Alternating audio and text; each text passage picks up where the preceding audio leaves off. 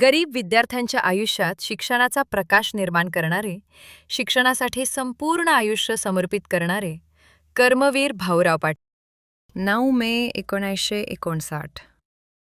शिक्षणासाठी झटणाऱ्या या महान समाजसुधारकाने अखेरचा श्वास घेतला.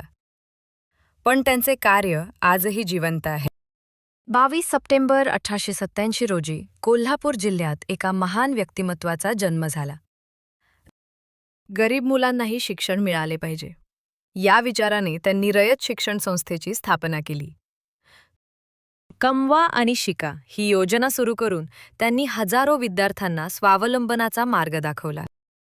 समान शिक्षणाचा संदेश देत गरीब विद्यार्थ्यांची मदत करणे हेच त्यांनी जीवनध्येय मानले. शिक्षण हेच खरे सामर्थ्य आहे हा प्रेरणादायी संदेश त्यांनी संपूर्ण समाजाला दिला. कर्मवीर भाऊराव पाटील यांचे कार्य आणि विचार सदैव प्रत्येक विद्यार्थ्याला प्रेरणा देत राहतील. व्हिडिओ आवडला असेल तर लाईक करा, शेअर करा आणि अशाच प्रेरणादायी व्हिडिओसाठी चॅनलला सबस्क्राईब करायला विसरू नका.